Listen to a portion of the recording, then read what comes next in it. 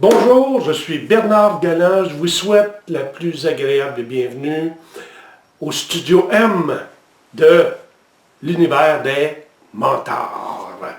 On m'appelle Monsieur Abondance. Pourquoi? Parce que je parle toujours d'abondance. Toutes les fois que je quitte quelqu'un ou que je finis un écrit, c'est « Je te souhaite de l'abondance » dans tous les domaines de ta vie. Pas juste financièrement, dans tous les domaines de ta vie. Et c'est ma mission à travers de l'univers des mentors que de rendre accessibles des recettes, des outils, autant par la pratique que financièrement. Les meilleures recettes des plus grands mentors, les mentors les plus prolifiques sur la planète. De rendre ça accessible au commun des mortels. Donc, on va parler d'abondance et d'entrée de jeu, je vais vous dire que on va apprendre, pour avoir le droit à l'abondance, il faut apprendre à se poser les vraies questions. Ta vraie question, tes vraies questions pour obtenir tes vraies réponses. Tes vraies réponses ne sont pas nécessairement les réponses ou les vraies réponses de quelqu'un d'autre. Tes vraies réponses, on en parlera probablement tout à l'heure, sont différentes des réponses qu'a reçues John Lennon. Mais en partant, des gens disent « Ouais, c'est beau, être de bonne humeur, l'attitude, mais là, on n'a plus de vie sociale, on n'a plus rien. » On est dans une période assez ordinaire pour bien du monde. On parle de pandémie. On parle de... Et je sais qu'il y en a beaucoup qui sont fatigués qu'on se parle de ça. Mais moi, je vais vous dire qu'il y a quelque chose à tirer de façon très avantageuse de ça. C'est pas tout le temps ce qui se passe, qui arrive, qui est important comme notre façon d'y réagir. Pandémie, première vague, on se posait des questions. On osait croire qu'il n'y aurait pas de deuxième vague. Il est apparu une deuxième vague, whoop, plus d'insécurité. Et ceux qui souffrent de ça, de dire c'est beau, je cours à droite pas à gauche, je voudrais bien me motiver, je voudrais bien y croire, puis vous êtes inquiets face à votre futur. Vous étiez même fatigué, tanné de votre job. Et vous aviez le goût de changer, mais tu as peur, tu te sens insécure. Ou encore d'autres disent, bon, mon patron a passé à travers les 2 premières vagues. Je suis chanceux, mais s'il y a une 3e vague, qu'est-ce qui va se passer? Et là, la 3e vague est commencée. Y aurait-il une 4e vague, une 5e vague, une 6e vague? On ne sait pas, mais il y a une chose qu'on sait. Nous sommes dans un monde de changement. Et c'est de ça que je vais vous parler beaucoup. La seule chose qui est permanente, les amis, sur notre planète, c'est le changement. Il faut que je vous répète ça. La seule chose qui est permanente, c'est le changement. On parle de pandémie, on parle de crise, on parle d'opportunité. C'est drôle. La pandémie origine probablement, ou plus que sûrement, de la Chine. Et les Chinois ont quelque chose d'extraordinaire, c'est que ils ont des symboles comme écriture. Et le symbole pour crise est le même symbole que pour le mot opportunité. Donc, on veut changer notre vie, on veut, même si ce n'était que financièrement, mais pour beaucoup, un changement financier, pour le mieux, vient améliorer beaucoup d'autres choses dans nos vies. Donc, quand il y a une crise, il faut s'acharner à trouver une solution aux problèmes des gens et des gens seront prêts à nous payer. Chacun de nous autres, on a des connaissances. Donc, je reviens à nos amis les Chinois. Crise, opportunité. Pour transformer une crise, dans chacun de nos cas, en opportunité, il faut se munir d'un nouveau mindset. Un nouvel état d'esprit. Et le titre de ce live ici, c'était ça. comment avoir le bon mindset pour connaître l'abondance dans tous les domaines de notre vie. Mindset, état d'esprit. Ceux qui sont inquiets, je vous dis que je vous comprends très très bien.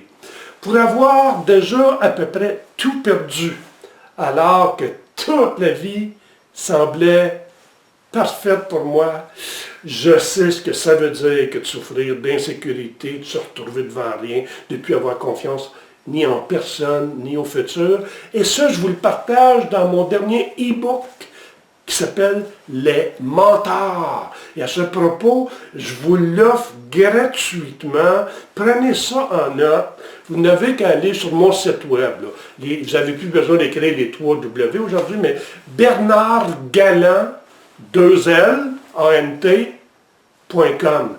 bernardgalland.com et on va vous afficher une page où vous allez nous laisser votre meilleure adresse courriel, votre prénom, pour recevoir gratuitement ce e-book-là que vous allez lire comme un téléroman à votre vitesse, à votre rythme, parce qu'il a été divisé en différentes parties. Mais là-dedans, vous allez être témoin de plusieurs de mes secrets très intimes, qu'encore aujourd'hui, certains membres proches de ma parenté ignorent. Mais on va réaliser grâce à ça que notre vie peut être complètement transformée et pour le mieux si on apprend à se poser les bonnes questions pour avoir nos vraies bonnes réponses. Je souhaite, comme je vous disais tout à l'heure, aux gens avec qui je suis en relation, de l'abondance, mais je finis tout le temps par une petite phrase. Ma phrase signature qui est « Ce que tu cherches, te cherche. Ce que tu cherches, te cherche. » Et je vous montre quelque chose. Est-ce que vous voyez bien ça ici? Je vous l'approche un petit peu. Regardez. C'est un gland de chêne. Un gland. Ça a un avantage sur la majeure partie des êtres humains, un gland. Savez-vous c'est quoi son avantage? Ça ne sait pas tout, un gland. Mais s'il y a une chose qu'il sait, s'il y a une chose que son ADN sait, c'est qu'il va devenir un chêne. C'est très extraordinaire de savoir ce qu'on va devenir et que ça ne vient pas de l'information de d'autres tout le tour. Chacun de nous autres, on a été éduqués jusqu'à un certain âge, se faire dire, bon, tu vas à l'école, tu y vas le plus longtemps possible, tu trouves une bonne job, sécure, tu restes là le plus longtemps possible, tu restes là toute ta vie, tu vas t'établir un budget en fonction de ce que tu gagnes et tout ça, et tu vas être sécure. Mais la plupart des gens, vers la quarantaine, entre 35 et 45 ans, se posent des grosses questions dans notre vie. Souvent, des gens appellent ça la crise de la quarantaine. On remet tout en question. Est-ce que je suis dans le bon domaine? Est-ce que je suis condamné à faire ou à vivre ça toute ma vie? Y a-t-il d'autres solutions? Non. Le gland, pas compliqué, hein? Tout petit, c'est tombé d'un chêne. Un des arbres les plus majestueux, un des arbres les plus gros que nous avons. Ça tombe, c'est à terre. Le chêne va se faire piétiner, va se faire écraser par les feuilles de l'automne qui vont tomber, avec leur humidité, tout ça. Le gland va recevoir de la pluie, va recevoir de la saleté, va peut-être se faire piétiner par des humains qui vont passer dans le coin. Il va recevoir aussi du soleil, de la chaleur, du froid.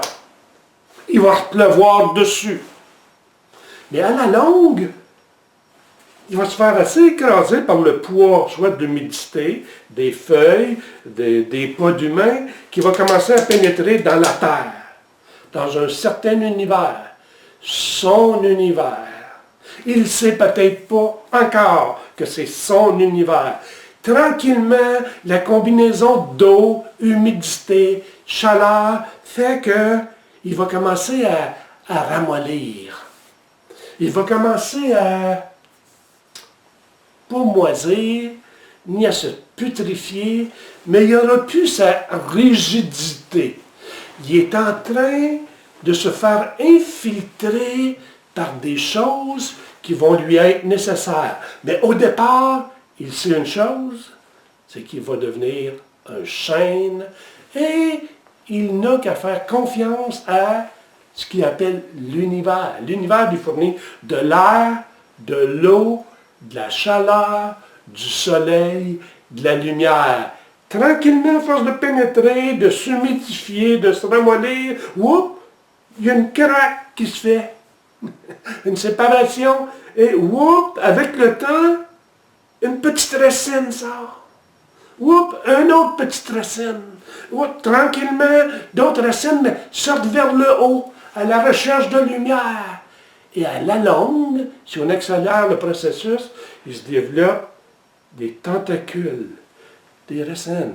Et ça sort tout le tour de sa coquille, ce qui fait qu'il y en a qui vont s'en aller en profondeur en bas, et ils vont aller chercher tous les nutriments qui lui sont nécessaires, autant en profondeur qu'en surface, parce qu'il va aller chercher de la chaleur, de la lumière, et il y a des tiges qui vont pousser vers le haut, et qui sont à la recherche du soleil, ce qui fait que ces tiges-là grandissent vers le haut, alors que d'autres grandissent vers le bas, et ils s'abreuvent, ces racines-là, de l'eau, des nutriments, des vitamines, de ce qui est nécessaire à un chêne. Et il ne devient pas un chêne de 100 pieds de haut en dedans de 3 mois ni d'1 an. Graduellement, il y a une chose qui est officielle, c'est qu'il devient un grand arbre. Est-ce que nous autres, à partir d'aujourd'hui, on est capable de s'arrêter et se dire, qui suis-je réellement? OK, j'ai fait des gaffes. OK, j'ai eu des projets. OK, j'ai laissé aller ce projet-là. OK, j'ai peut-être pu mettre le blâme sur mon entourage, sur mes parents, la façon dont j'ai été élevé, les coups durs que j'ai reçus. Mais à partir d'aujourd'hui, est-ce que ça existe? La possibilité de bien me nourrir, de me bâtir des bonnes racines, de bien m'alimenter. Et à cet effet, je vous dis que aimons-nous assez pour apprendre à mettre de côté 15 minutes minimum par jour pour lire. Parce que si tu ne lis pas, tu n'as pas plus d'avantages que celui qui ne sait pas lire. Je t'offre mon livre des e-books, Les Mentors. C'est une excellente pratique. Puis en lisant 10 minutes par jour, tu vas avoir passé à travers une des parties, puis ça va être comme ton roman savon.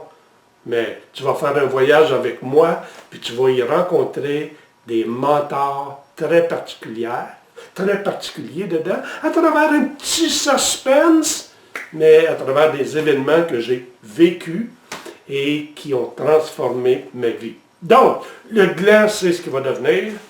Nous, est-ce qu'on est capable, à partir d'aujourd'hui, de dire, si j'avais le droit à la vie idéale, ce serait quoi?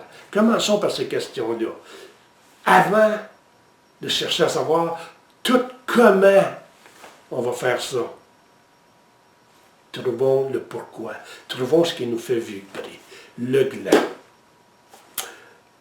Rappelons-nous, retournons à une période de notre vie où on ne savait pas tout, mais on se disait, j'ai l'avenir en avant de moi. Vous souvenez-vous de la première job que vous avez eue dans votre vie? Pour nos amis de l'Europe, job, c'est le premier emploi que vous avez eu. Vous aviez peut-être 18 ans, 20 ans, 25 ans, 27 ans, parce que vous êtes allé à l'école longtemps, mais vous avez eu une première job. Vous souvenez-vous ce que ça voulait dire le mot job dans ce temps-là? Et c'est la fin de semaine d'avant. Vos amis vous avez invité à aller faire le party la veille, le dimanche. Viens, on s'en va à la discothèque, on va avoir du fun, puis vous avez dit, hey, non. Demain, lundi, pour la première fois de ma vie, je rencontre mon vrai boss. Ça aussi, on va se poser la question sur la définition qu'on a déjà donnée au mot boss. Vous souvenez-vous de ce qu'on disait de lui à notre premier job? Hey, il ne faudrait pas que je me lève en retard, que je ne sois pas en forme, parce que j'ai fait la fête la veille, là. Grâce à ce boss-là, qui est quelqu'un d'exceptionnel, il a créé des centaines d'emplois dans notre ville. Il fait vivre des centaines de familles. Quelqu'un d'exceptionnel. Et grâce à ce job-là, fini d'avoir emprunté de l'argent à mon père et ma mère, puis d'être dépendant d'eux autres. Et ça, j'appelle ça l'indépendance financière. C'est merveilleux. Je mets de l'argent de côté. D'ici quelques mois, je vais avoir la voiture de mes rêves. Et mon Dieu, que ça va être le fun de ne plus avoir besoin des autobus et du transport en commun. Je vais être autonome. Et quand tu as une voiture, je le sais, je deviens le héros de la plupart de mes chums. Donc, voiture, un moment, hey, un voyage. Ça fait tellement longtemps que je veux aller en Amérique, aux États-Unis, à Hawaï, en Floride, à Acapulco. Donc, avec l'argent, je vais voyager. Je ne serai pas comme mon père et ma mère. Moi, on va profiter de la vie. Ça va rentrer au pluriel, mes affaires. Un moment donné, je vais rencontrer l'être cher. Un moment donné, je vais me marier. Pour ceux qui trouvent que c'est encore ça. Je vais avoir ma maison, mes chiens, mes chats, ma tondeuse, ma souffleuse, une deuxième voiture. On va voyager et, comme c'est la nouvelle mode, à 40 ans, je prends ma retraite. Vous souvenez-vous de l'énergie qu'on avait quand on s'est levé pour se rendre à notre première job? C'était le paradis terrestre. Enfin, je peux me réaliser. Vous souvenez-vous comment est-ce qu'on croyait à notre futur? Quand est-ce que ça s'est gâté? Pour la plupart, quand on a reçu notre premier chèque de paye. Et oui, pour les nouveaux, dans le temps, on recevait ce qu'on appelle un chèque. Aujourd'hui, c'est transféré directement dans notre compte de banque, mais même quand c'est ça, vous recevez ce qu'on appelle des talons de chèque qui vous expliquent où s'en va tout l'argent. Parce que vous saviez que vous étiez pour gagner un montant gros de même à chaque 2 semaines ou à chaque mois. Puis, vous avez reçu votre chèque, puis il était que gros comme ça. Et quand on a une grosseur de paye de cette grosseur-là, comparativement à notre boule de rêve, généralement, avec qui se tient-on dans la vie? Avec des gens qui ont à peu près les mêmes grosseurs de boule de paye, de salaire, de revenus. Et quel genre de langage ont-ils? Quand ils vous entendent parler de vos grands rêves qui vous enthousiasment, ils sont les premiers à dire « Attends, sois réaliste un peu, là. Une voiture aujourd'hui, ça coûte tellement cher. Les assurances, le prix de l'essence, qui est en mode, là, c'est le transport en commun, tout ça. Ta maison, ben voyons donc. » Puis, beaucoup s'acharnent à te garder avec eux à la même grosseur de boule de paye, donc à la même grosseur de boule de rêve, parce que là, on a réalisé qu'une boule qui ne rentre pas dans l'autre. Êtes-vous d'accord avec ça? Donc, on va apprendre tranquillement à éliminer beaucoup de ces projets-là pour rapetisser cette boule de rêve-là à la même grosseur que notre boule de revenu. On s'est créé un labyrinthe. On a appris à éliminer un paquet de choses, puis à devenir ce que j'appelle un être réaliste. Est-ce que c'est ça la solution? Et c'est là que vers 40 ans, on se dit, très souvent, est-ce que c'est vrai que je suis pogné pour vivre ça? Là, je réalise qu'à toutes les fois qu'on a une petite augmentation de salaire, le coût de la vie augmente. Donc, je ne gagne rien. Aujourd'hui, je réalise que je gagne environ 2 fois ce que je gagnais il y a 15 ans, 20 ans. Mais ça nous coûte 2 fois et demi ce que ça nous coûtait de vivre il y a 20 ans. Donc, je n'ai pas le compte de banque que je pensais avoir il y a 20 ans. Au contraire, je suis endetté. Et c'est le cas pour beaucoup de gens. Mindset différent. On fait quoi? On ratisse cette boule-là, on devient réaliste, et le petit peu qu'on réussit à mettre de côté, on met ça dans un fonds de pension pour plus tard, pour dans 20 ans, alors qu'on ne sait même pas ce qui va se passer dans 2 semaines. Ou, mindset changé, on regarde cette boule-là, et on se dit, qu'est-ce que je peux faire de différent? Moi, je peux vous promettre que vous êtes tous des génies. On est tous un génie à quelque part. Génie dans quoi? Ça fait partie des questions qu'on a à se poser. Il y a des gens qui sont prêts à vous payer pour obtenir des connaissances que vous avez. Vous êtes tous bons dans quelque chose. Un grand philosophe disait, nous sommes tous bons, voire même assez bons, dans 2, 3, 4, 5 différentes sphères d'activité. Mais on est génie au moins dans une sphère. Et la plupart des gens n'accordent pas assez de temps à se poser les bonnes questions et ils vont passer à côté d'une vie où ils n'ont jamais trouvé en quoi ils étaient un génie. Il y a des gens qui sont devenus des génies dans l'art de tricoter des pantoufles en Fantex. Je vous parlerai de Madame Fantex dans une autre capsule. Il y a des gens qui sont devenus des génies dans la musique. Il y a des gens qui sont devenus des génies dans le chant. Alors, comprenez-moi bien, ce n'est pas tout le monde qui est dans le chant ou dans la musique qui fait fortune. Parce qu'il y a des gens qui sont là, mais qui ne sont pas sur leur X. Mais il y a des gens qui sont là, et parce qu'ils sont sur leur X, et qui se posent des bonnes questions, ils développent un élément assez vibratoire, on ne tombera pas là-dedans aujourd'hui, mais il reste que quand tu es énergisé, tu es dynamique, tu es stimulé, tu dégages des vibrations. C'est drôle, t'attires à toi avec beaucoup plus de facilité et les gens et les circonstances que tu as besoin à la réalisation de tes rêves, de tes projets. Donc ça, je vous fais des lives très prochainement où est-ce qu'on va parler là-dessus. Pourquoi John Lennon a reçu plus d'inspiration que beaucoup d'artistes qu'on connaît qui sortent une nouvelle tonne par 4 ans, par 5 ans. Et je vous parle un petit peu de ça. Oui, il y aura plus en profondeur, mais jusqu'à ce jour, quand on regarde la réalité, là, la réalité musicale fait que on est composé de 7 notes. Do, Ré, Mi, Fa, Sol, Sol. Do, Ré, Mi, Fa, Sol, La, Si. Là, on recommence avec un autre Do sur une gamme plus élevée. Mais Do, Ré, Mi, Fa, Sol, La, Si. 7 notes. La musique existe depuis des millénaires.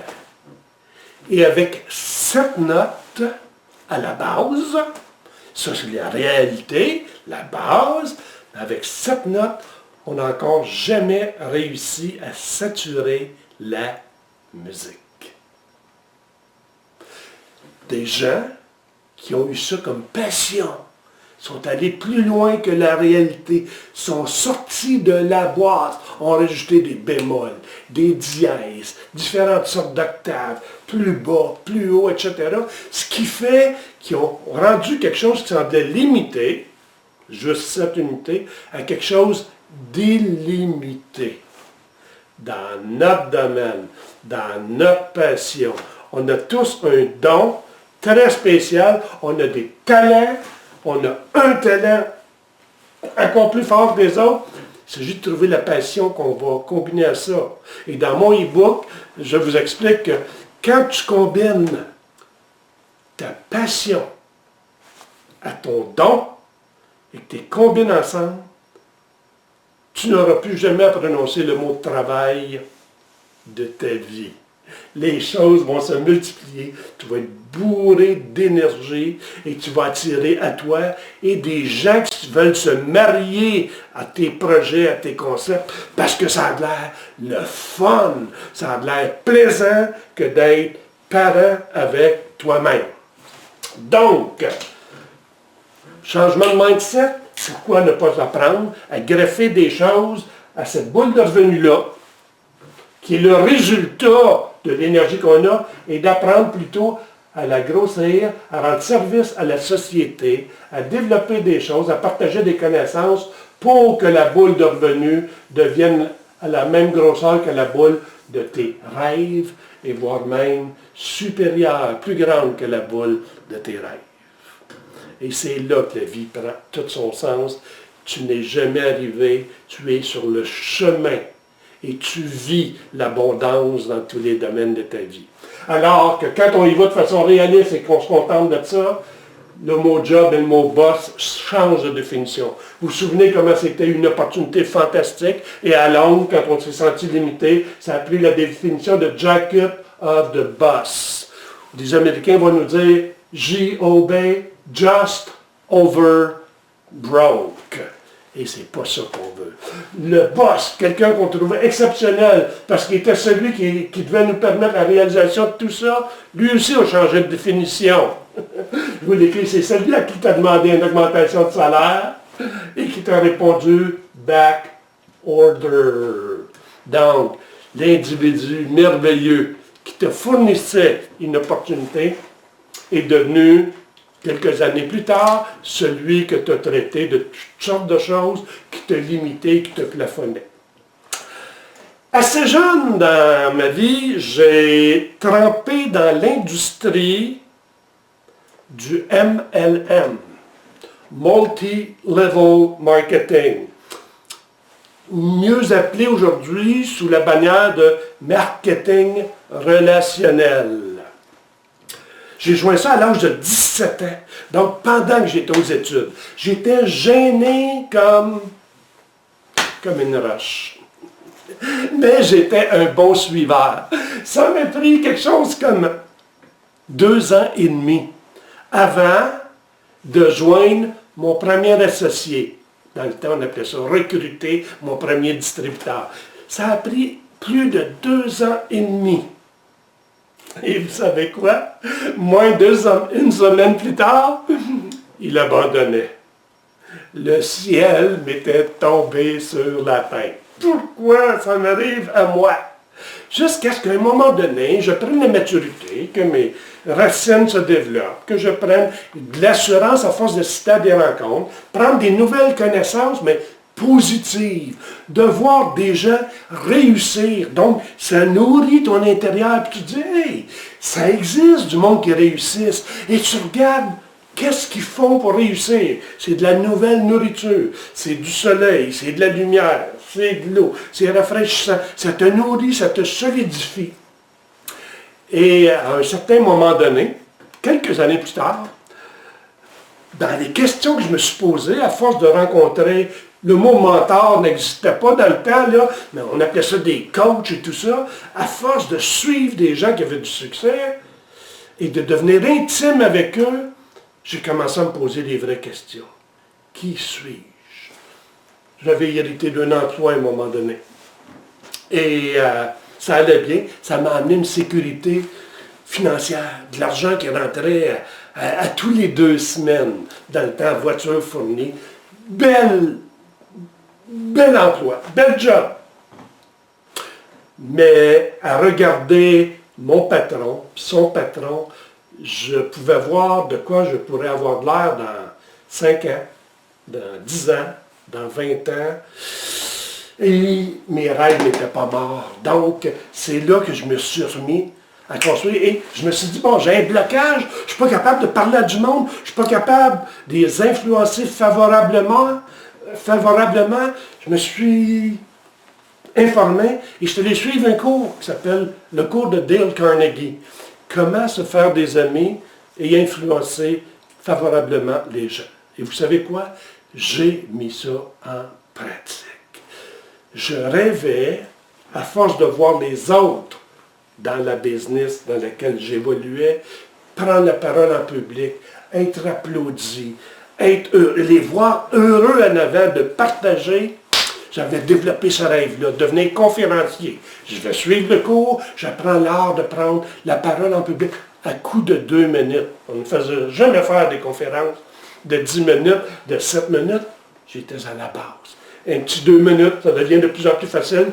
On agrandit à 5 minutes, puis à 10 minutes. Puis à un moment donné, dans ma propre organisation, où après 3 ans d'efforts, j'étais rendu à une dizaine d'agences de distribution, mais après avoir suivi ce cours-là, dans l'année et demie qui a suivi, j'avais un réseau duquel découlait plus de 10 800 agences.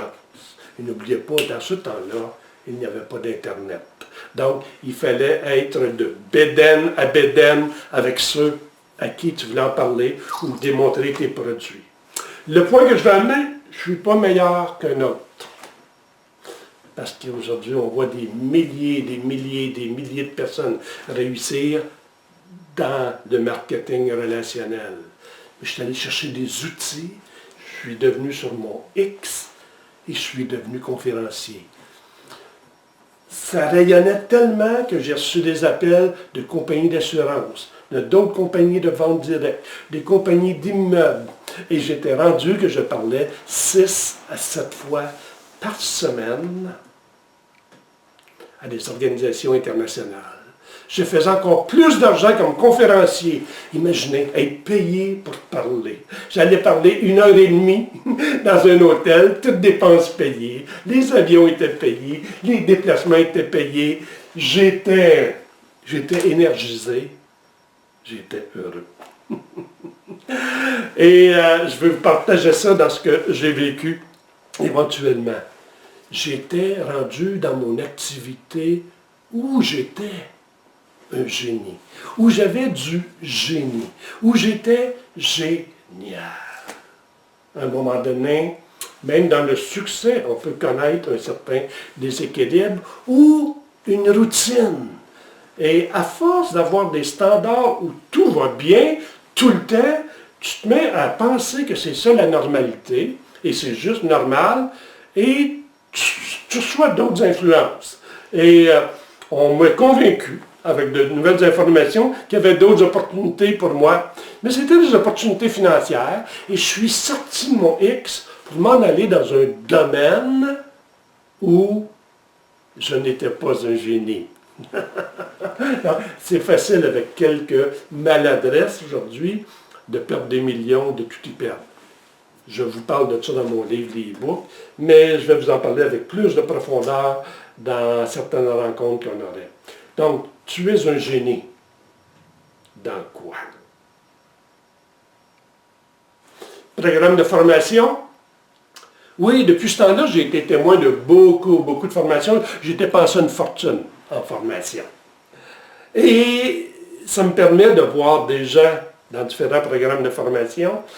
Et c'est drôle, parce qu'il y a beaucoup de ces personnes-là que je vois dans une formation, je les revois 6 mois plus tard dans une autre formation, 6 mois plus tard dans une autre formation, et il y a des chiffres qui sont sortis, parce que la business de la formation, surtout par Internet aujourd'hui, avec tous les outils qui existent, c'est une business de milliards par année, parce qu'aujourd'hui, quand tu as une expertise, que tu l'as découverte, et oui, tu apprends comment t'exprimer et à utiliser les outils, tu as le globe terrestre comme clientèle potentielle.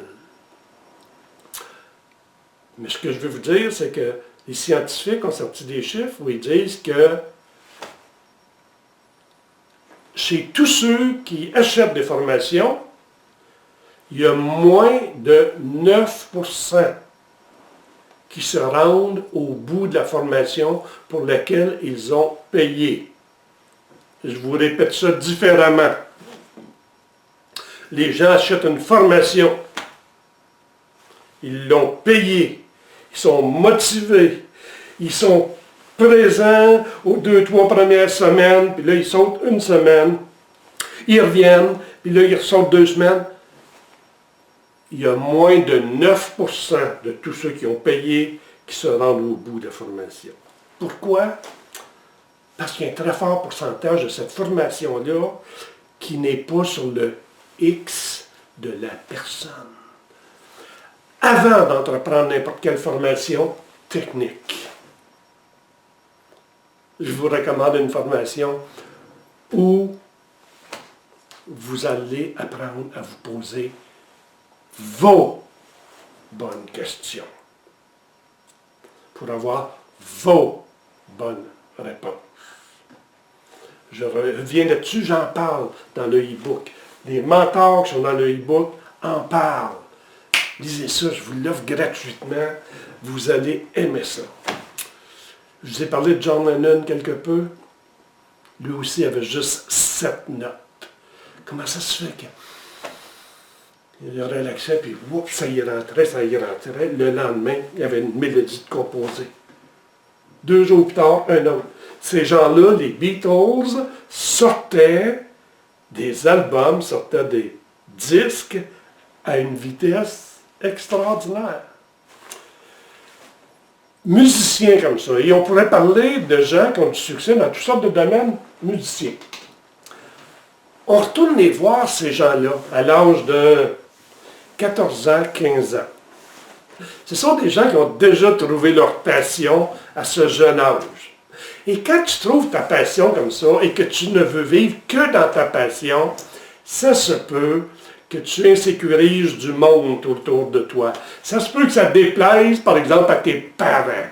Tes parents te regardent et disent « Qu'est-ce qu'on va faire avec lui? Qu'est-ce qu'on va faire avec elle? » Ils n'ont pas la même passion que toi. Ils ne comprennent pas ce qui te fait vibrer. Ces gens-là, tout ce qu'ils veulent, c'est d'être avec 3 ou 4 autres de leurs amis, leurs chums, dans le garage, en train de jouer de la guitare, du drum. Ils appellent ça jammer ensemble. Ils sont heureux, ils sont énergisés, ils ne voient plus le temps passer. Ils ont l'air des uluberlus. T'es marginal quand tu es dans ta passion. Mais vous savez quoi? Un jour ou l'autre, à force de jammer, puis s'influencer, de s'instruire, de partager les uns les autres, ils tombent sur une composition qui leur appartient. Puis ils réussissent à la faire entendre à d'autres, et là, la machine à rumeurs, la bonne machine de diffusion d'informations part, et ils deviennent des individus recommandés.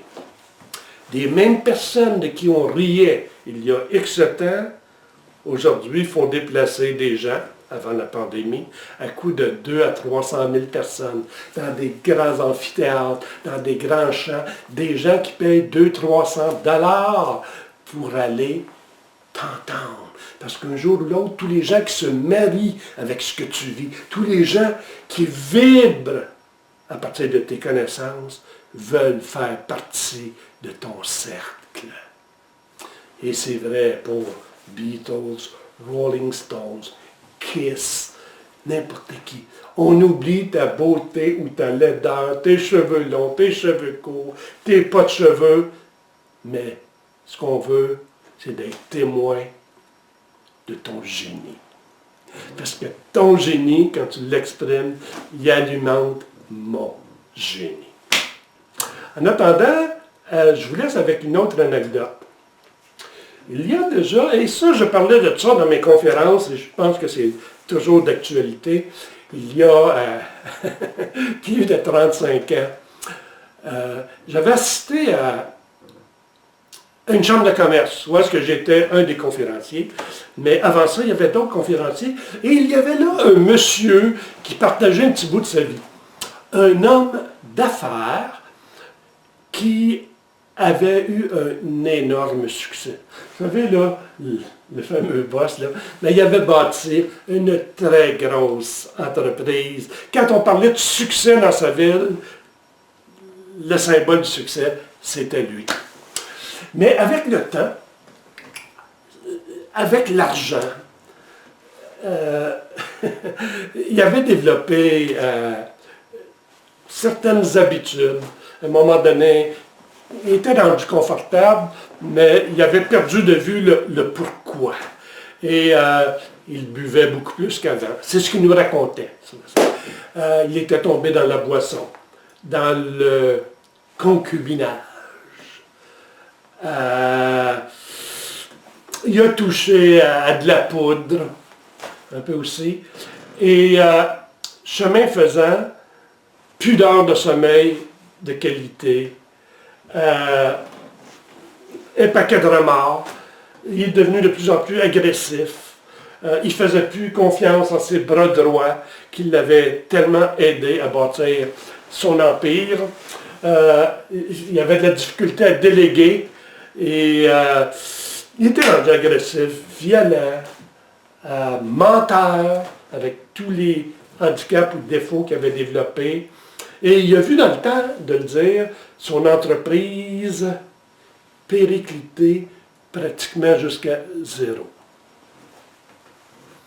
Parce que quand tu perds tous tes bras droits et que tu perds des gens qui ont de l'expertise, souvent tu as créé tes propres compétiteurs, puis là tu as créé des compétiteurs affamés qui veulent réussir le plus vite possible. Bref, il nous compte qu'il avait à peu près tout perdu, mais avant de tout perdre, de tout se faire saisir, il s'est payé un des voyages qu'il voulait faire qui était à Las Vegas. Las Vegas. Dans le temps, ça ne coûtait pas grand-chose, mais il n'était pas rendu à se considérer pauvre, mais il savait que ça allait mal. Ses marges de crédit étaient pleines, autant pour l'entreprise que lui personnellement. Il y avait des cartes de crédit pratiquement plafonnées. Maintenant, dans le temps, il y avait ce qu'on appelle des junk trips, où est-ce que ça ne coûtait rien, ni l'avion, ni l'hôtel. On voulait t'avoir à Las Vegas. Si tu étais capable de prouver que tu jouissais, tu avais 5 000 $ en avant de toi. Et il s'est ramassé à Las Vegas. Et ça ne faisait pas 2 heures qu'il était là, qu'il avait tout perdu ce qui lui restait. Parce que là-bas, ils sont équipés. Hein? Tu n'as plus d'argent, pouf, marge de crédit. Oh, ils vont chercher tes cartes de crédit, ils t'avancent des fonds. Il avait tout perdu. Il s'est senti très mal, nous racontait-il. Ça brassait en dedans. Sa femme ne savait même pas qu'il était parti depuis. Elle savait qu'il était parti depuis 2-3 jours, mais où, on ne sait pas. Je dis 2-3 jours, c'est après avec ce qu'il a vécu. Là. Mais il a eu besoin d'aller à la chambre de bain. Mal au cœur, tout ça. Et il y a eu une grande surprise en partant pour ouvrir la porte de la toilette, après être passé à travers le vestibule. Il s'est aperçu que c'était des toilettes payantes. Le ciel lui est tombé sur la tête. Ça va mal, il a tout perdu, puis il n'a pas l'argent pour ouvrir la porte de la toilette. Puis il se dit, ben, mais si je me penche, puis que je passe en dessous, je le sais, il y a quelqu'un d'autre qui va rentrer, puis qui va me voir, puis qui va puis là, la rumeur va partir, puis tu sais, quand tu n'es plus à ta place, puis tu te sens pas bon, tu as l'impression que, quand tu ne te sens pas bien, que tout le monde va te prendre en défaut et vont communiquer l'information, mais il a envie, il a à se soulager. Donc, il se penche, passe en dessous, puis effectivement, il y a quelqu'un qui rentre dans le vestibule. C'est monnaie courante à Las Vegas. Fait que la personne qui rentre sait que le monsieur est sûrement fauché s'il veut passer en dessous. Il met la main dans ses poches et lui envoie le 25 sous que ça prend pour mettre dans la débarrure. Notre monsieur d'affaires a attrapé le 25 sous. Et comme il est parti pour la mettre dans le tourniquet, quelqu'un d'autre de côté venait de terminer dans cette toilette-là et a ouvert la porte. Fait qu'il a fait ce que la plupart de nous autres, on aurait sûrement fait. Hein? Tu retiens la porte, tu mets le 25 sous dans tes poches, tu fermes la porte derrière toi et tu fais ce que tu as à faire. Quand il est sorti de la chambre de bain,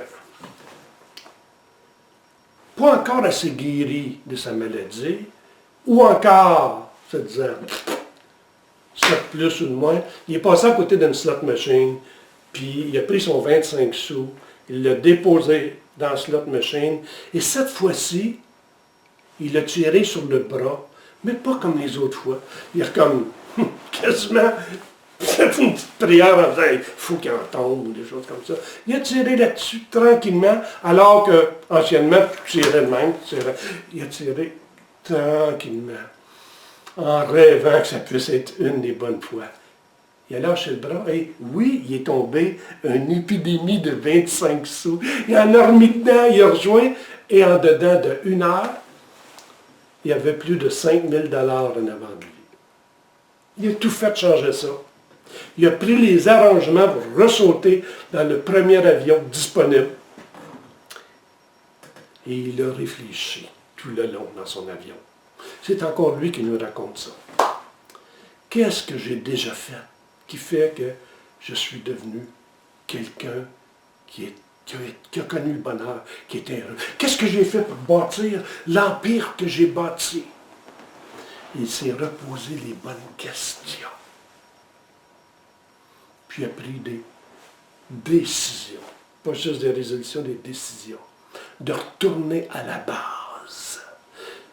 Il était capable de se remémorer les talents dont il était muni. Et dans le temps de le dire, il a rebâti son empire. C'est ce qui fait qu'il était sur l'estrade aujourd'hui en train de compter son témoignage.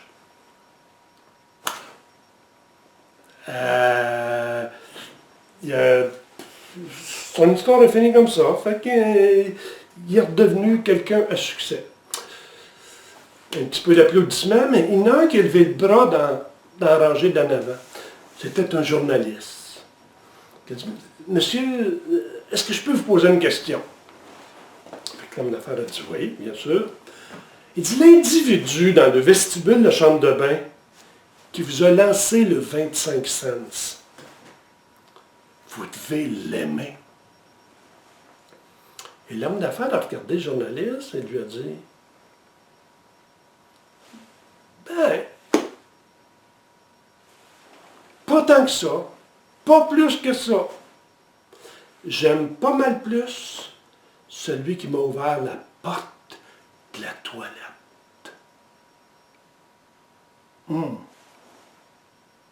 On a senti les gens réfléchir.